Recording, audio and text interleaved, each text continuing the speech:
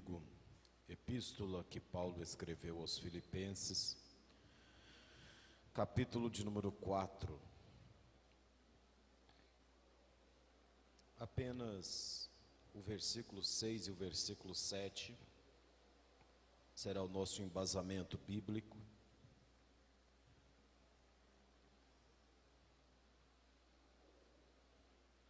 Filipenses, cumprimento o pastor Hudson, irmã Cássia, muito bom estar aqui com os irmãos.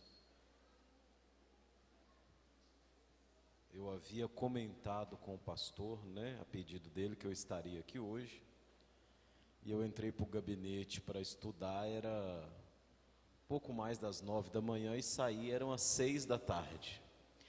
E aí eu mandei uma mensagem para o pastor: pastor, o senhor vai precisar mesmo de mim?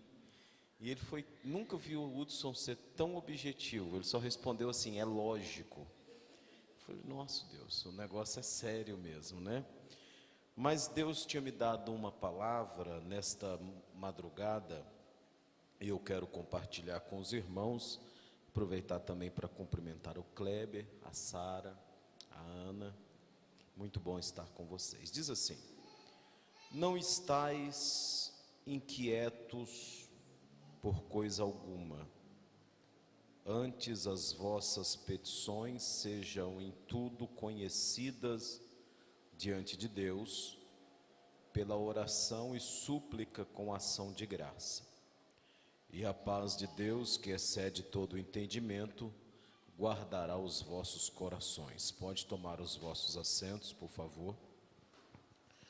Queridos irmãos, nós vamos pensar nessa noite sobre o cuidado de Deus e sobre a fragilidade humana. Paulo está escrevendo aos Filipenses, e Paulo tinha um carinho especial com a igreja de Filipos, pois era uma igreja que ajudou muito, pastor Hudson, a Paulo nas suas viagens missionárias. Paulo, sempre que precisou, ele recorreu à igreja de Filipenses, e ela, por sua vez, mandava ofertas missionárias para Paulo, o que fez com que Paulo tivesse condição de trazer a palavra na Ásia Menor e plantar igrejas. Tanto é que das epístolas de Paulo, a igreja de Filipenses é que recebe mínima exortação.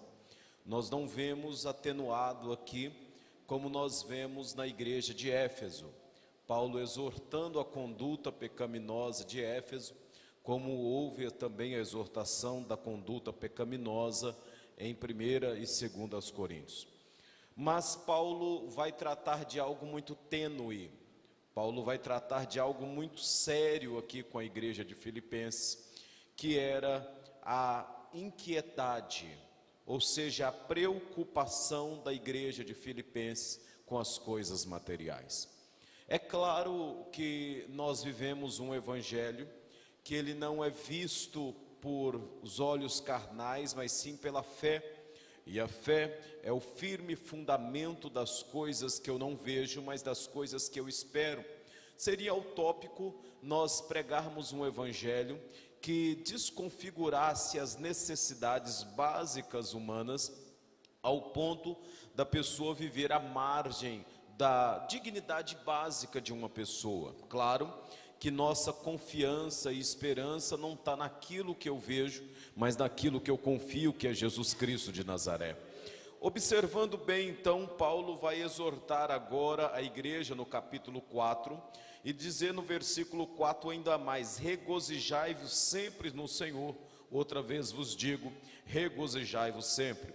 A primícia desse texto traz uma observação muito interessante, porque ele não condiciona, e essa palavra regozijar quer dizer alegria, quer dizer estado de gozo da alma, e ele não condiciona esta alegria a fatores pretéritos ou fatores momentâneos, não, ele diz: regozijai-vos sempre no Senhor. Pastor, não entendi muito bem o que o senhor quis dizer. Eu estou dizendo que a condição de estar alegre na presença do Senhor indifere da vida que você está levando. Agora você poderia ter dado um glória a Deus. A condição de alegria no Senhor indifere da situação que você está passando na sua casa. Pastor, seja um pouco mais claro. Então serei. Deixe-me lhe dizer uma coisa, independente do que você esteja vivendo na sua casa, o nome de Jesus precisa ser adorado. Pastor, o que é isso? Meu irmão, não importa se está tudo bem ou se está tudo mal, o crente fiel levanta a mão e dá glória a Deus independente disso. Lembra do nosso irmão Jó? Jó, a irmã, esposa do irmão Jó, vira para ele naquela situação caótica, e para nós é muito fácil bater nela. A gente desce o cajado nela e fala: que mulher envenenada. Mas ninguém quer passar pelo que ela passou. Ela teve o desprazer de sepultar os seus filhos, teve o desprazer de ver a sua situação econômica, social desfalecer, e agora ela está olhando para o seu marido com estado de lepra e coçando-se com um caco de telha, todo moribundo, e ela vira para ele e diz assim: amaldiçoa o teu Deus e morre. Ela estava colocando que para ele a morte ainda era melhor do que a vida. Mas um crente que regozija sempre no Senhor é como Jó. Ele olha para ela e diz: mulher, como uma louca fala tu, bendito é o Senhor, Deus me deu, Deus tomou, e eu não paro de adorar a Ele pela circunstância momentânea. Pastor, o que o senhor quer liberar sobre a igreja? Eu quero liberar sobre você algo muito sério nesta noite. O momento que você está vivendo pode até ser difícil e complexo, mas não pode arrancar de você a vontade de adorar ao Senhor, não pode arrancar de você a vontade de glorificar o Deus que você serve. Regozijai-vos sempre. Na luta e na bênção você precisa estar com o coração grato.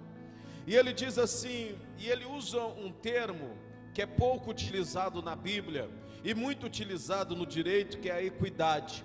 O versículo 5 ele fala de equidade. Equidade é um sinônimo muito semelhante, embora distinto, de igualdade. Rui Barbosa diz que o sinônimo de equidade é tratar os iguais com igualdade e os desiguais com desigualdade, na proporção da sua desigualdade. E ele diz assim: olha, seja a sua equidade notória a todos os homens. E ele diz assim: perto está o Senhor. Deixe-me lhe dizer uma coisa que jamais pode fugir do coração do crente lavado no Senhor, é que Jesus está voltando. Pastor, mas eu particularmente tenho 24 anos que sirvo ao Senhor, tem 24 anos que eu levantei a mão e aceitei Jesus. Tem pessoas que têm mais, e alguém diz assim: mas já tem tanto tempo e ele não voltou. Eu quero soprar no teu ouvido uma informação importante. Tem 24 anos que eu aceitei Jesus, e tem 24 anos que Jesus está mais perto de voltar do que quando eu levantei a mão.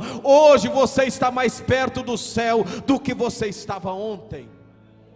Não, você não entendeu, e eu vou dizer novamente: hoje você está mais perto do céu do que você estava ontem.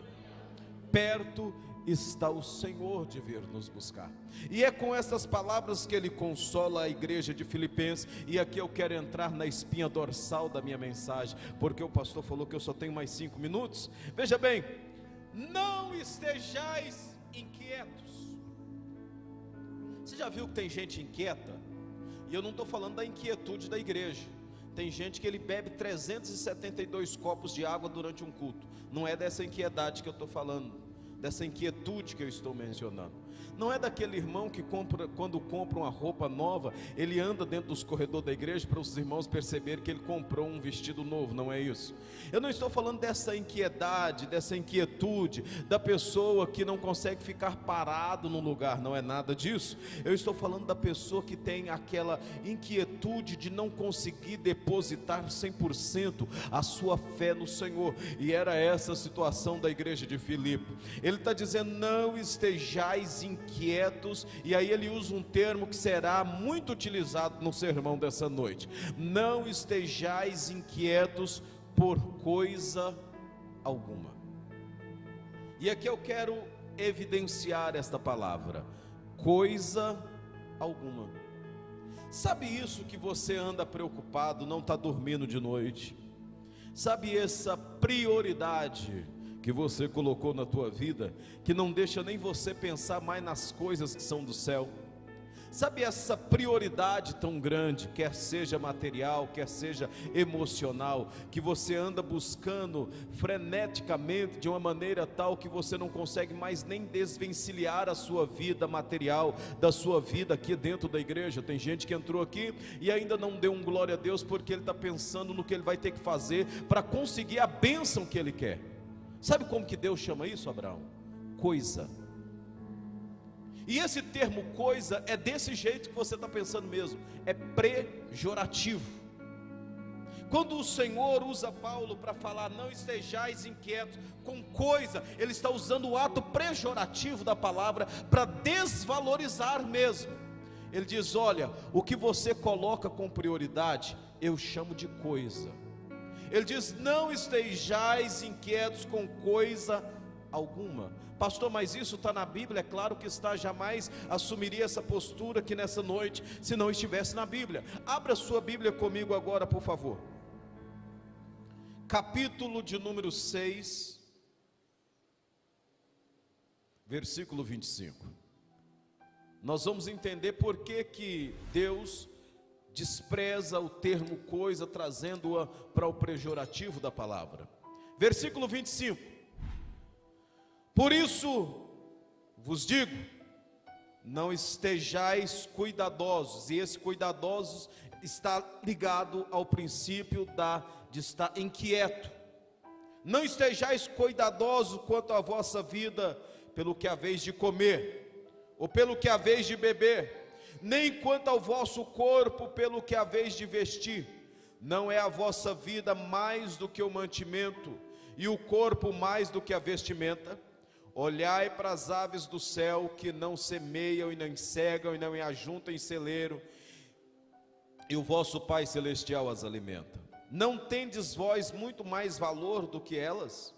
E qual de vós poderá com todos os seus cuidados acrescentar um côvado à sua estatura? E quanto ao seu vestuário, por que andeis solícitos? Olhais para o lírio do campo, que como eles crescem, não trabalham e nem fiam, e eu vos digo que nem mesmo Salomão em toda a vossa glória se vestiu como qualquer deles. Pois se Deus assim veste a erva do campo, que hoje existe e amanhã é lançado no forno, não vos vestirá muito mais a vós, homens de pequena fé?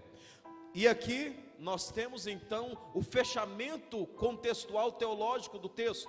Versículo seguinte, ele diz assim: e eu vos digo, versículo de número 31, não andeis inquietos, não andeis inquietos, dizendo: o que eu vou comer, o que eu vou beber, ou o que eu vou vestir, porque todas estas coisas, lembra da coisa que Paulo falou, está relacionado aqui, tanto a inquietude quanto as coisas, e ele está dizendo: todas estas coisas os gentios procuram. De certo, o vosso Pai Celestial bem sabe do que você precisa, e precisa de todas essas coisas. Versículo 33, mas buscai primeiro o reino de Deus e a sua justiça, e todas estas... Por que você não deu um glória a Deus agora? Aquilo que era prioridade para os filipenses, Paulo vai chamar de coisa, e ele vai dizer mais: estas coisas, Deus sabe o que você precisa. E ele diz mais ainda: não andeis inquietos. Versículo 34 ele repete: não vos inquieteis pelo dia de amanhã. Porque tem gente que por conta do dia do amanhã não consegue viver o presente. Eu vou ser incisivo nisso aqui. Tem pessoas que por conta do dia do amanhã estão perdendo a oportunidade de agora. Pastor, não estou entendendo. Tem pessoa que está dilacerando a família por conta do dia do amanhã, e esquecendo que o mais importante é o dia de agora. Tem pessoas que deixou de cultuar para conseguir o dia do amanhã, e ele vai perder o dia do amanhã e perder o dia de agora. Deixa eu lhe dizer, não andeis preocupado por conta do dia do amanhã. Ei, eu vou dizer uma coisa aqui que o seu coração vai trepidar e o seu corpo arrepiar aqui. O Deus que você serve, ele está lá no passado. O Deus que você serve está aqui no presente, mas acima de tudo, o Deus que você serve está lá no futuro, cuidando de tudo por você. E ele diz assim: olha, busca primeiro o reino de Deus e a sua justiça, e as coisas, e ele não diz as demais coisas. Alguém usa esse termo demais, mas o termo correto é todas as coisas. Sabe por que todas, irmãos? Porque quem vive na presença de Deus, de nada tem falta. Não, você perdeu uma oportunidade brilhante de dizer eu recebo. Ei, quem vive na presença de Deus, de nada tem falta. Todas estas coisas vos serão acrescentadas. Mas eu vou precisar voltar lá no texto novamente, porque o texto diz assim: e as vossas petições? Porque tem pessoa achando que está orando para o pastor Hudson. Tem gente achando que está orando para o pastor Alisson. E eu sinto meu corpo tremer aqui, porque Deus está dizendo assim: diga para a minha igreja que todas as petições são conhecidas. Pastor, não entendi. Quando você dobra o teu joelho no lado da sua cama, no banco da igreja, Deus sintoniza o ouvido dele na sua voz. Tem coisa que você não contou para ninguém. Eu estou sentindo Jesus neste lugar. Tem coisa que você não falou com ninguém, nem com seu esposo ou esposa. Tem coisa que você não confidenciou para ninguém. Só que o meu Deus manda ele dizer assim: eu sei o que você falou naquela noite. Eu sei o que você falou naquele dia. E ele diz: olha, todas as vossas petições em tudo são conhecidas diante de Deus. Eu imagino Deus olhando para você e falando: deixa de ser avexada, porque Deus também é nordestino. Deus é nordestino. Deus é nordestino, Deus é africano, Deus é sulista, Deus é tudo em todos. Deixe de ser avexada, porque eu conheço a tua oração. Seu coração está tremendo de medo de dar errado. Deixe de se preocupar com isso, porque todas as suas petições são conhecidas. Só que aqui ele nos traz uma exortação velada. Guarde essa palavra, exortação velada, porque ele vai chamar o crente para uma responsabilidade, pastor Hudson, a responsabilidade da oração. Ele diz assim: todas as vossas petições estão conhecidas pela murmuração. É isso que está escrito no texto? Todas as vossas petições estão conhecidas pelo complexo de reclamação que você tem, só sabe reclamar. Todas as eu vou ter que falar.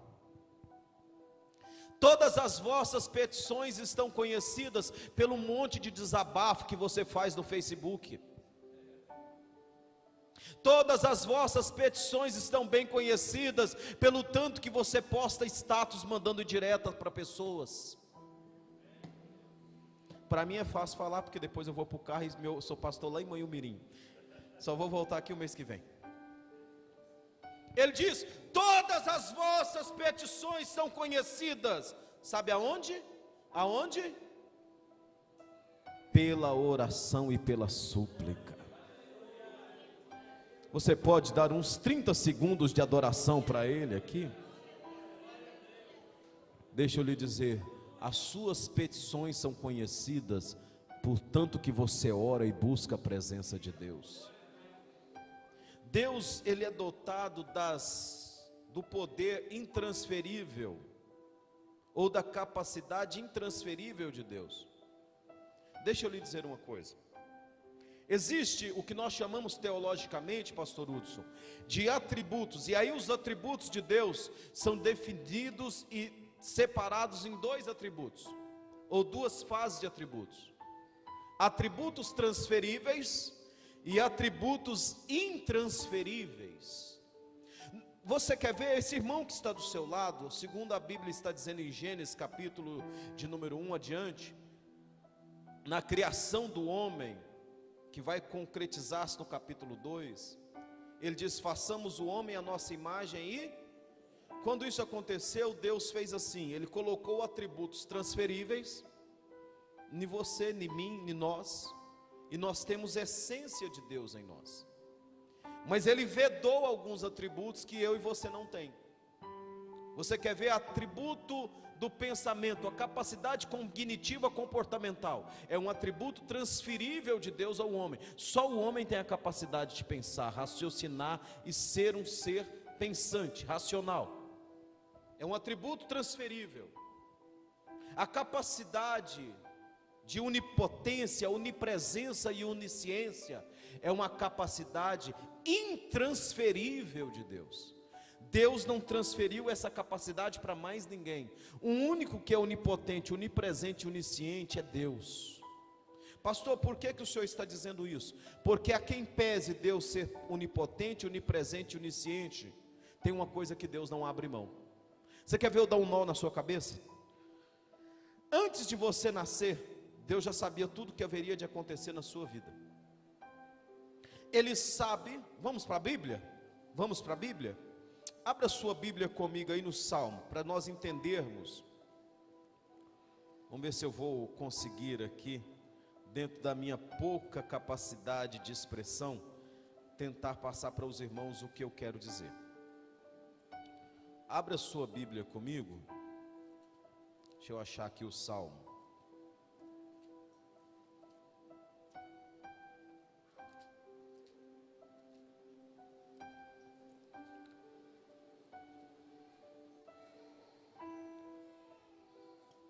Só um minutinho que nós vamos localizar aqui. E o bom é que enquanto eu vou localizando, vocês podem dar glória a Deus. Salmo, abre aí para nós, Salmo 139. Por isso que Deus é maravilhoso, pôs o pastor Hudson na minha vida. Salmo 139. Olha o que o texto bíblico vai dizer. Salmo 139, verso 1. Senhor, tu me sondaste e me conheceste. Tu conheces o meu assentar, o meu levantar, de longe entendes o meu pensamento. Cercas o meu andar, o meu deitar, e conhece todos os meus caminhos. Verso 4, que é o que eu quero falar. Sem que haja uma palavra na minha língua, eis que o Senhor tudo conhece. Pastor, por que o senhor está usando o atributo da onisciência de Deus para esse texto? Porque o texto que nós começamos a pensar, ele diz assim: a sua necessidade é conhecida através da oração. E aí eu disse que tem algo que Deus não abre mão, sabe o que é? A quem pese ele ser onipotente, tem o poder supremo, onipresente porque ele está aqui e também está do outro lado do mundo ao mesmo tempo, e onisciente, a capacidade de saber todas as coisas. Ele não abre mão de ouvir a sua voz falar com ele. Não, você não entendeu. Ele é um amigo que não abre mão, embora ele saiba o que você está pensando, embora ele saiba, sem que haja palavra na tua boca, ele sabe o que você quer falar, ele ainda quer ouvir a tua voz falar com ele. Pastor, não entendi, então vou dizer, ele quer ouvir o teu glória a Deus, ele quer ouvir o teu aleluia, ele quer ouvir a tua adoração. Quem veio adorar ele nesta noite, assim o faça. Ele não abre mão disso. Todas as vossas petições são conhecidas na oração e súplica e nas ações de graça. E ele conclui dizendo: se assim você o fizer, a paz de Deus, que excede todo o entendimento. Aqui tem um mistério muito grande, que o mundo tenta buscar explicação e não é capaz. Se você buscar em humanas, você não acha, em exatas você não acha, você só vai conseguir entender se você aplicar este versículo. A paz que excede o entendimento. Quem consegue explicar como que um crente, passando luta, o filho doente, alguém no hospital, ainda vem para a igreja, dobra o joelho e diz: Jesus, obrigado? Quem que explica por que a luta não consegue roubar o sorriso dos lábios de um crente? É a paz que excede todo o entendimento. Você lembra da mulher samaritana? Você lembra? Jesus disse para ela: se você beber, nunca mais você vai ter sede. Tem gente que bebeu da água e nunca mais sentiu sede. E aí quem não tem sede pode chegar a hora que for e perguntar: como vai você? Ele tem coragem de levantar a mão e dizer: vai tudo bem. Tem coragem de dizer: Senhor, tem alguma coisinha para melhorar, mas se não melhorar não tem problema, porque o meu nome ainda está escrito no livro da vida. Eu estou sentindo Jesus falar com alguém aqui. Tem pessoa que a vida dele está até um pouquinho fora do prumo, bagunçada, mas ele não abre a mão de dizer obrigado. Ei, deixe-me lhe dizer uma coisa: não importa a situação, a paz que excede o entendimento humano está dentro de você, e não adianta tentar explicar, não tem explicação. Só quem vive a paz do Senhor sabe o que é a paz do Senhor. Aleluia, aleluia, aleluia, aleluia, aleluia, aleluia. Eu me lembro, eu conto sempre isso. No 20º dia que eu estava internado em Juiz de Fora, numa ansiedade terrível, porque eu podia operar a qualquer momento, eu fiquei assim meio depressivo, e eu falei: eu não vou mais falar com ninguém. Minha esposa me ligava, eu desligava. Meus amigos me ligavam, eu desligava. Eu peguei o cobertor do hospital e cobri minha cabeça, e falei: eu não quero falar com ninguém. E falei, fiquei quietinho, virei, eu estava numa cama do lado da parede, virei para a parede. E aí, caiu uma mensagem no meu telefone, de um irmão improvável. Nos momentos mais prováveis, Deus vai usar as pessoas mais improváveis para falar com você. Fique tranquilo. E esse irmão mandou uma mensagem, ele nunca tinha me mandado uma mensagem. E a mensagem dizia assim: pastor, Deus manda lhe dizer que Ele não só é o Deus dos montes, mas Ele também é o Deus dos vales. Ele esteve com você nos montes, mas Ele está com você no vale também. Irmão, aquilo encheu meu coração de alegria. Eu dei um pulo da cama e dei um glória a Deus, e disse: não importa, Deus está comigo, eu vou passar dando glória ao nome de Jesus. Deixa eu lhe dizer uma coisa: Deus vai te usar, mas antes de te usar, Ele vai colocar a paz que excede todo o entendimento. E aqui eu vou encerrar, nesses efêmeros 5 minutos que tem, porque o pastor ainda vai orar por vocês. Nós precisamos ter um cuidado, pastor Hudson, e esse cuidado está sendo ausente no seio da igreja. Aleluia. Esse cuidado está sendo ausente entre alguns irmãos. Paulo diz assim: Deus guardará os vossos corações e os vossos sentimentos em Cristo Jesus. Se eu não tomar cuidado, o meu coração pode ser assaltado pelo inimigo. Se eu não tomar cuidado, o meu coração pode servir de guarida para sentimentos ruins. Por isso que ele diz que Deus vai guardar o meu coração, mas também vai guardar os meus sentimentos. Não pode haver espaço na igreja para sentimentos que não coadunam e que não comungam do sentimento de Cristo Jesus. O sentimento que habita no coração do crente precisa ser o sentimento que habita no coração de Jesus. Eu não posso não me comover com a dor do meu irmão. Eu não posso falar mal do meu pastor e sentir-me confortável com isso. Eu não posso de forma alguma ceder os meus lábios, que o dia que eu levantei a mão aceitando Jesus, ele foi consagrado como um instrumento de adoração ao Senhor, e por um momento de sentimentos ruins, eu emprestar ele para o inimigo ao ponto de ele servir de guarida para proferir palavras negativas contra a igreja do Senhor, contra o meu pastor, contra a minha liderança, ou contra qualquer outro que seja. Sabe por quê? Porque esse lábio que você tem, ele foi consagrado para adorar o nome do Senhor. O meu sentimento precisa ser de gratidão. Eu não posso, porque alguma coisa deu errada, eu simplesmente jogar a toalha e dizer eu não quero mais. E quando der errado é que eu preciso dizer: Senhor, pega na minha mão, porque eu não estou dando conta, mas não me larga nem por um minuto. Só que nós estamos vivendo o tempo mais oscilante, pastor Hudson, da igreja. Eu não consigo, e olha que eu estou há 14 anos pastoreando. Você pega na mão do irmão à noite do domingo, o irmão está fumegando, parece um vulcão. Na segunda-feira ele está desviando. No domingo ele canta, adora ao Senhor. Na segunda-feira ele canta música mundana.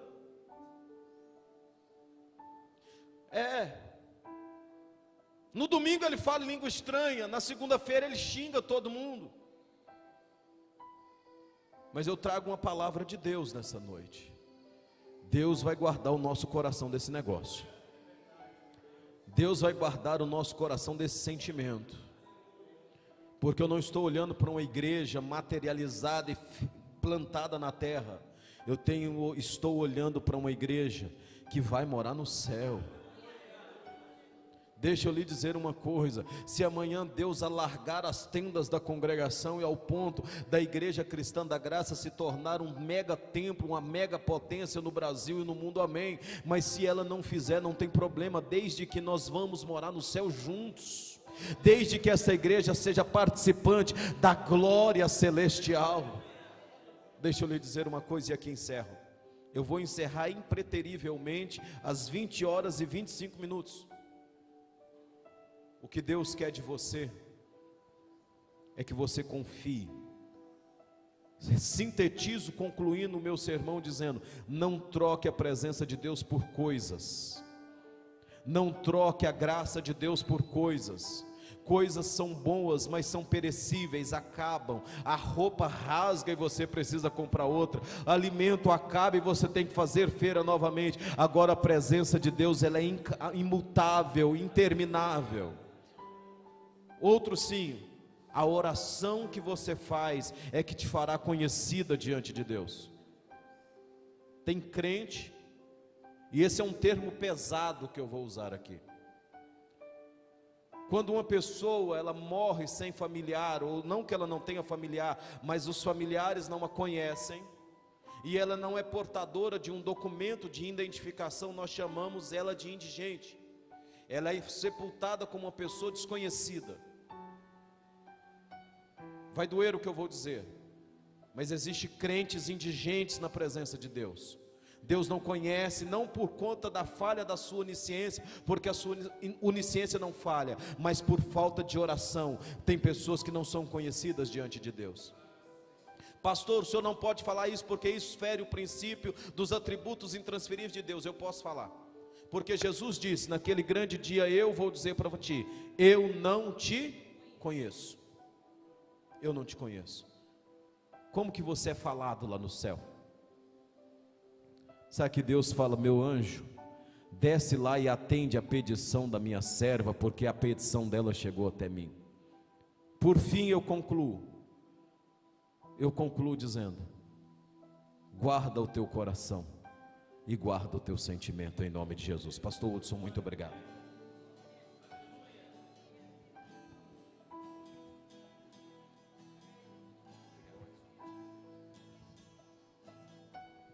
Vamos colocar de pé. Aleluia. Quero estar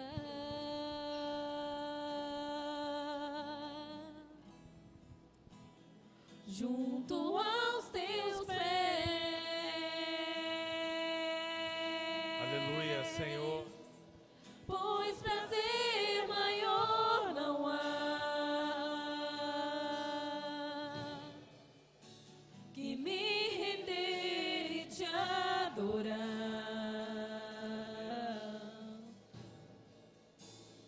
Tudo que há em mim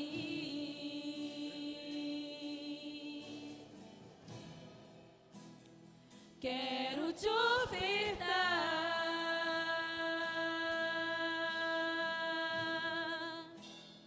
Mas ainda é pouco, eu sei, se comparado ao que ganhei. Abra o seu coração nessa hora. Não sou apenas servo, teu amigo me tornei. Aleluia. Todos, te louvarei. Te louvarei. Toda a congregação.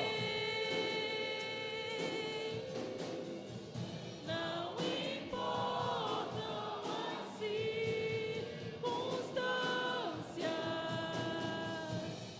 adorarei somente a ti, Jesus.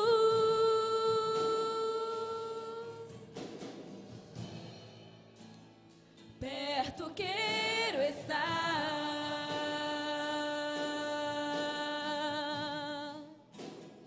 junto aos teus pés,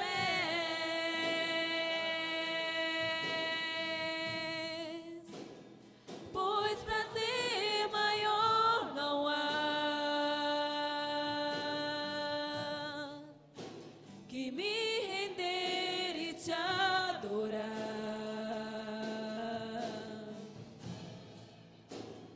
Tudo que há em mim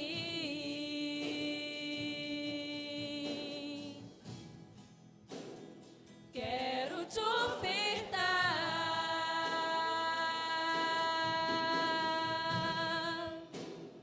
Mas ainda é pouco, eu sei,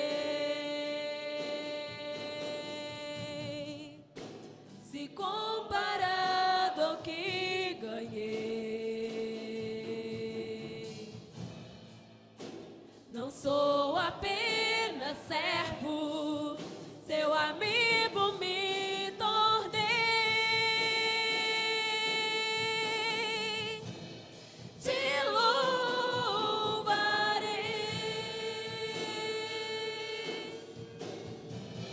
Não importam as circunstâncias, adorarei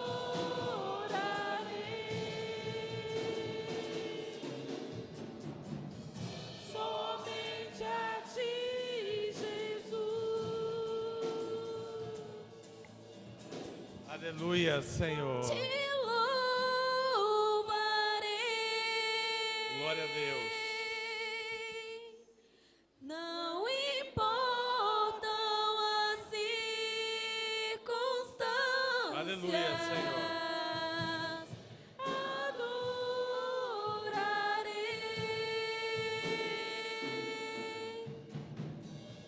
somente a ti, Jesus. Aleluia, Senhor.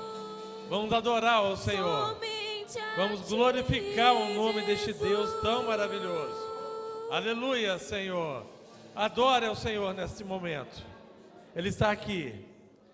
E Ele quer operar na sua vida nesta noite. Feche os seus olhos nesse instante. Eu quero orar pela sua vida.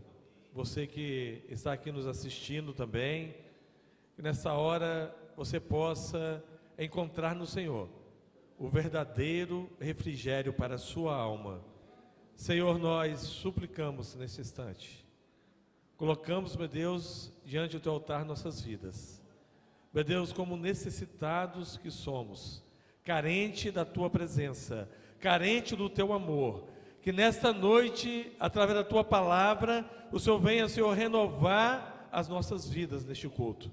Que nós possamos sair nesta noite da tua casa, mas não da tua presença, meu Deus, com a experiência diante de nós, que o Senhor pode todas as coisas, que o nosso Deus é um Deus que opera em meio àquilo que é o caos. E nessa noite muitas vidas entraram aqui necessitadas de uma experiência sobrenatural do Senhor, e já sabemos que o Senhor já tem trabalhado nesses corações, o Senhor já tem transformado, colocando em suas vidas aquilo que é o maior princípio do Senhor, essa tão grande salvação.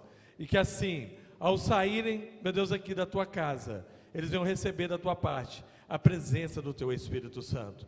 Oramos assim e já cremos na vitória. Todos digam amém. E ainda oramos que a graça maravilhosa e salvadora de Jesus Cristo e o amor de Deus, que excede todos os amores, e as doces e eternas consolações do Espírito Santo repousem